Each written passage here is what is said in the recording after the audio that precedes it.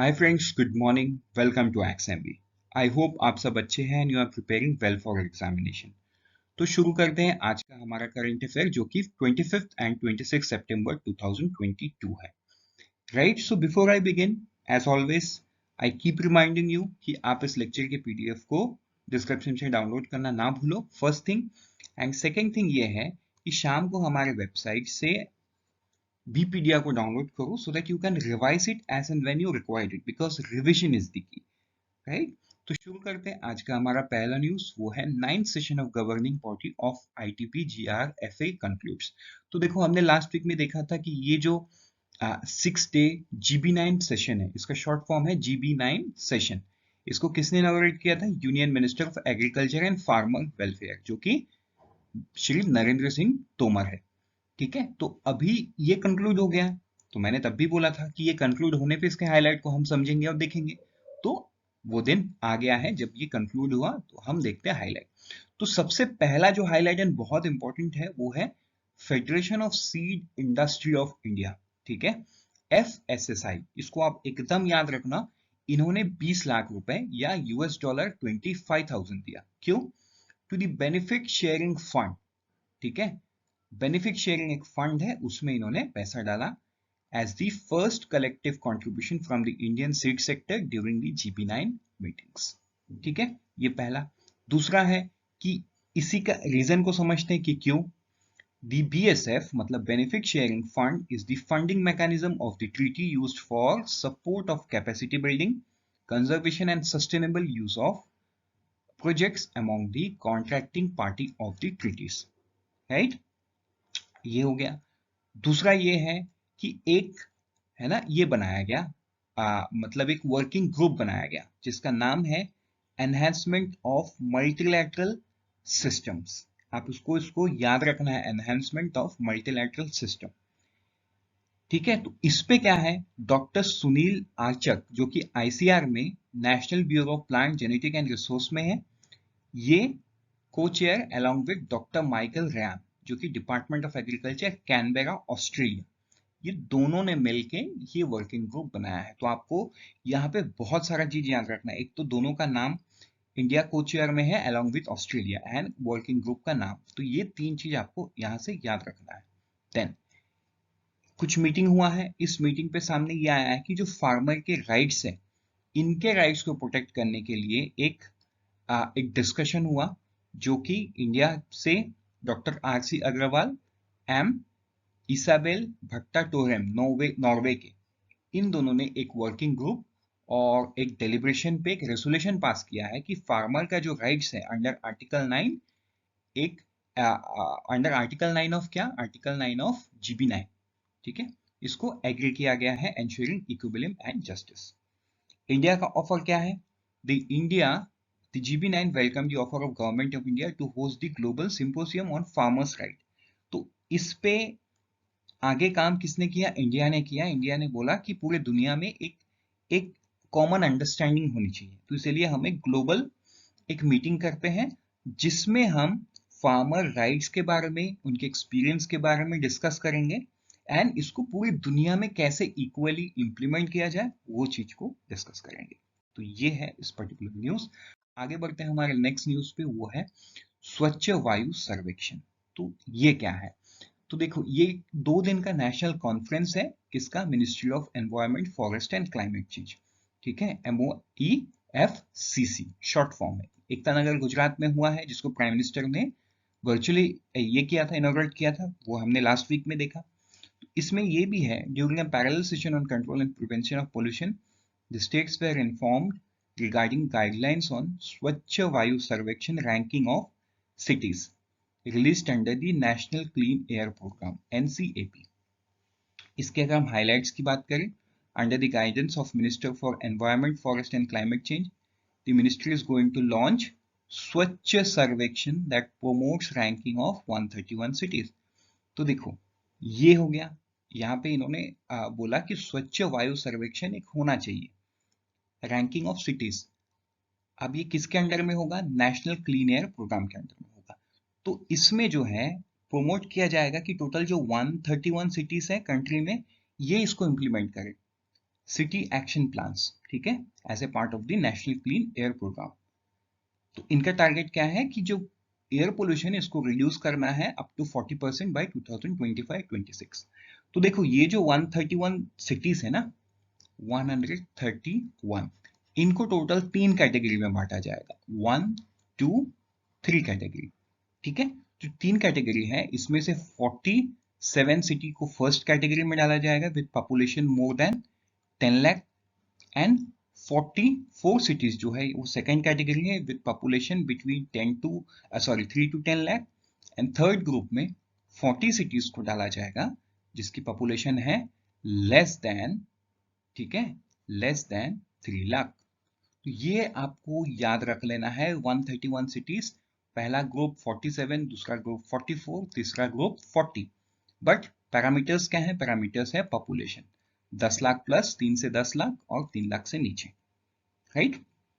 Then ये कैसे होगा? ये एक सेल्फ असेसमेंट फ्रेमवर्क के थ्रू इसको किया जाएगा। आई होप ये आपको क्लियर हो गया है। आगे बढ़ते हैं, हमारे नेक्स्ट न्यूज पे हुआ है स्वच्छ टॉय कैथॉन। तो ये है क्या? तो देखो ये एक यूनिक कंपटीशन है जहां पे people would be challenged by MOHUA, ministry of housing and urban affairs, ठीक है, where toys will be made from waste. तो ये आपको याद रख लेना है। अभी अगर इसके बैकग्राउंड की बात करें तो बैकग्राउंड में ऐसा है कि national action plan for toys 2020 was introduced to promote the Indian toy industry, including traditional handicraft and handmade toys, with the objective of establishing India as the global toy hub. अगर हम implementation की बात करें, Department for Promotion of Industry and Internal Trade (DPIIT) along with 14 ministries of central government is currently implementing various aspects of NAPT. तो ये आपको याद रखना है, कौन?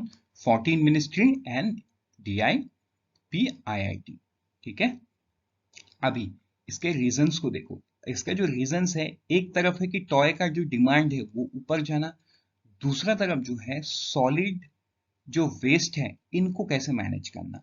तो ये जो स्वच्छ टॉय कैथॉन है ना, this would be A convergence between NAPT मतलब national action plan for toys and स्वच्छ भारत मिशन 2.0, जहां पे पीपल वुड बी चैलेंज कि कैसे हम ये सॉलिड वेस्ट से टॉयज को मैन्युफैक्चर मतलब रिसाइकल करके मैन्युफैक्चर कर पाए, ठीक है। अगर हम इसके स्टैटिक पार्ट की बात करें तो स्वच्छ भारत मिशन है, ये 1 अक्टूबर 2021 को लॉन्च हुआ था through by the prime minister with the vision of garbage free cities by 2026. Launch date, launch by and the target, ये 3 इंपॉर्टेंट है, तीनों आपके स्क्रीन पे है। अगर हम इनिशिएटिव की बात करें तो इनिशिएटिव जो है, एक तो ये कन्वर्जेंस है, ये हमने देख लिया। तो ये जो कंपटीशन है इसका नॉलेज पार्टनर कौन है? IIT गांधीनगर। तो ये आपको याद रख लेना है, ठीक है। एंड ये कब होगा? फ्रॉम 17 सितंबर टू 2 अक्टूबर 2022, मतलब सेवा दिवस से लेके स्वच्छता दिवस तक। सेवा दिवस जो कि 17 सितंबर को था एंड 2 अक्टूबर को स्वच्छता दिवस है, राइट। तो आई होप ये भी आपको क्लियर हो गया। आगे बढ़ते हैं हमारे नेक्स्ट न्यूज पे, वो है नेशनल सर्विस स्कीम अवार्ड। जो हमारे राष्ट्रपति है श्रीमती द्रौपदी मुर्मू, इन्होंने नेशनल सर्विस की स्कीम्स दिया। अब देखो किनको दिया, वो बहुत सारे लोग हैं। इस कैटेगरी में 2 लोग हैं, है ना। NSS कैटेगरी में 30 लोग हैं, इसमें भी कुछ 14-15 लोग हैं। सो हम उतने सारे नाम को तो याद नहीं रख सकते, हाँ, लेकिन हम अवार्ड कैटेगरी को तो याद कर सकते हैं। वो है university +2 level, NSS unit and their programme officers, NSS volunteers. Number of awardee, okay, यहाँ पे लिखा हुआ है 2, यहाँ पे देखो 20 अवार्डी है, यहाँ पे 30 अवार्डी है। अब किस अवार्ड को कितना मिला ये आपके स्क्रीन के सामने है। यहाँ पे कितना मिला? 5 लाख रुपए मिला और ट्रॉफी मिला, ठीक है, फर्स्ट अवार्ड। जो सेकंड अवार्ड है वो 3 लाख रुपए कैश प्राइज मिला और सिल्वर मेडल मिला, ठीक। यहाँ पे जो 10 + 10 है, 2 लाख रुपए ईच मिला for NSS programme development with a trophy, और 1.5 lakh to each cash programme officers with certificate of silver medal. ये 10 लोगों को ये मिला, 10 लोगों को ये मिला, यहाँ के 30 लोगों को 1 लाख रुपए करके मिला है with certificate of A silver medal. तो आई होप ये भी आपको क्लियर हो गया है नेशनल सर्विस स्कीम अवार्ड। आगे बढ़ते हैं, हम नेक्स्ट न्यूज देखते हैं। RBI cancel licence. तो RBI ने किसके लाइसेंस को कैंसिल किया है?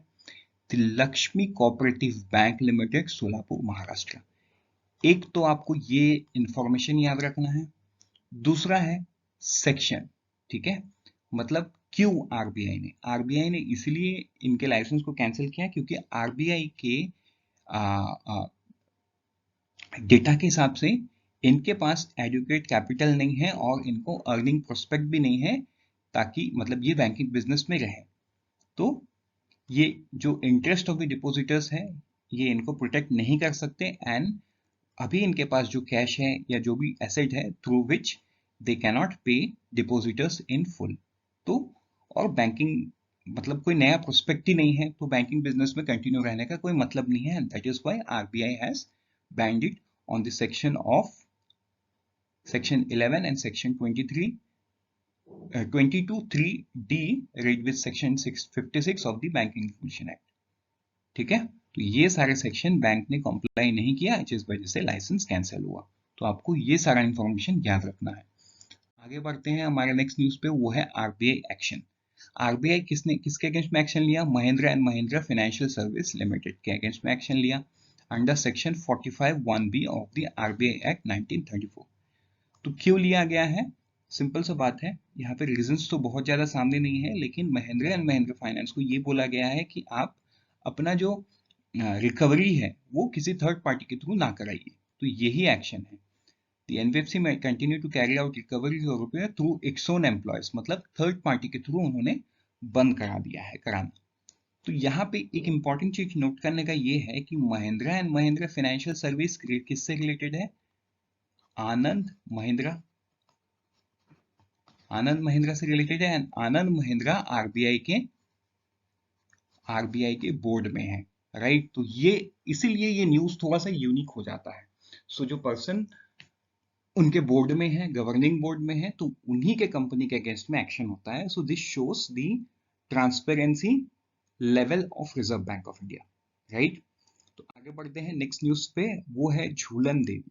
ये जो झूलन गोस्वामी है, इन्होंने रिटायरमेंट ले लिया है। तो हाल ही के दिनों में इनका रिटायरमेंट मैच हुआ, इंडिया वर्सेस इंग्लैंड। तो इनके पूरे स्टेटिस्टिक्स दिया हुआ है, जो हमको बहुत ज्यादा तो जानना नहीं है, but yes you should know who Jhulan Goswami was. So next is Bihar plans 2 new academics to promote Surajpur Bajjika district. ठीक है, तो बिहार का गवर्नमेंट का ये है कि उनको दो एकेडमिक्स को प्रमोट कर रहे हैं। ठीक है, तो ये आपको याद रखना है। कहाँ पे? सुरजापुरी बाजिका डायलैक्ट्स। ये जो डायलैक्ट्स हैं इनको प्रोटेक्ट करने के लिए। ठीक है, सो आगे बढ़ते हैं हमारे नेक्स्ट कुछ वन लाइनर पे। सबसे पहले है मेक इन इंडिया। तो देखो जो मेक इन इंडिया है ये 25 सितंबर 2022 को अपना 8 ईयर कंप्लीट किया है, राइट। तो अगर हम मेकिंग इंडिया की बात करें, making India has substantially accomplished across 27 sectors पे अभी तक मेक इन इंडिया का काम हो चुका है। ठीक है, आगे बढ़ते हैं नेक्स्ट न्यूज पे, वो है सिम्फोनी। अब ये सिम्फोनी क्या है? यूनियन मिनिस्टर डॉक्टर जी शंकर रेड्डी जो है इन्होंने लॉन्च किया है सिम्फोनी। ठीक है, तो symphony is the start of the series of a dialogue on north east regional development conference comprised of a broad range of policy thinkers, stakeholders and influence with an aim to boost tourism sector in northeast region। तो ये symphony किससे related है and क्यों launch हुआ है, मतलब और किसने लॉन्च किया है, ये चीज आपको याद रखना है। आगे बढ़ते हैं नेक्स्ट कुछ वन लाइनर पे। सबसे पहला है अपॉइंटमेंट एसीआईसीआई न्यू डायरेक्टर जनरल। तो senior IAS officer Rajendra Kumar इनको ईएसआईसी का डायरेक्टर जनरल बनाया गया है, राइट। आगे बढ़ते हैं नेक्स्ट न्यूज पे, वो है चंडीगढ़ एयरपोर्ट से रिलेटेड। तो चंडीगढ़ का जो एयरपोर्ट है इसको शहीद भगत सिंह एयरपोर्ट के नाम दिया गया है, जिसको प्राइम मिनिस्टर नरेंद्र मोदी ने अपने मन की बात सीरीज में अनाउंस किया है। नेक्स्ट है इंडियन हैंडीक्राफ्ट रिलेटेड बिजनेस। तो देखो the export promotion council for handicraft EPCH in association with Indian mission in Guatemala, Latin America, यहाँ पे इन्होंने मेक इन इंडिया का एक trade show exhibition on Indian arts and craft को किया हुआ है, राइट। सो दैट मतलब इससे बेसिकली होगा क्या कि वहाँ के लोगों को इंडिया के आर्ट एंड क्राफ्ट के बारे में पता चलेगा, एंड प्रोबेबली जब वो लोग इंटरेस्ट दिखाएंगे तो यहाँ से वो सारा चीज इंपोर्ट करके वो लेके जाए एंड वहां पे ये बेचे। तो सिंपल सा बात है, मतलब इस इंडस्ट्री को बूस्ट देने के लिए ऐसा किया गया। तो इसके में और डिटेल्स को पढ़ते हैं। 10 national master craft persons and exporters from all part of India are displaying the wide range of variety of handicraft product, जिसमें home decor, home furnishing, carpets, furniture, lamps, fashion jewelleries, ये सारा चीज included है। ठीक है, तो probably this can boost this particular sector. With this, unfold your potential with IXMB. All the best. But let me tell you, since Navratri is beginning, we are offering 50% discount on all online course. The code is NAV50. So please take this opportunity to get the course of whatever exam you are preparing for NAV50. And let me also remind you, जैसे कि SBI PO की vacancy है, तो you can also go with Ultimate B Banker, जहाँ पे you get two options, right? One options ये है कि आप 6 month का कोर्स है जिसको आप खरीद सकते हो and you can prepare. On the other hand, there is a 2-year course. लेकिन इस कोर्स पे एक इंटरेस्टिंग बात ये है कि 2 साल के अंदर आपकी अगर सिलेक्शन नहीं हुई तो पूरा पैसा आपको रिफंड हो जाएगा। So this is an investment for your future. अगर आपको हो गया selection, then why do you want this money? आपको ऐसे भी बहुत अच्छी सैलरी मिलेगी। बट इफ इन केस नहीं हुआ, if you have plan B, then you are going to get back your invested amount, and meanwhile in this 2 years you can take all the benefit of the course. आप नया कुछ सीख सकते हो, you can attend all the live classes, you can talk to mentors, right? You can talk to the faculties, so lot many things. So please go to the website and check those. So let's meet tomorrow morning. Till then, 50% faster with IXMB.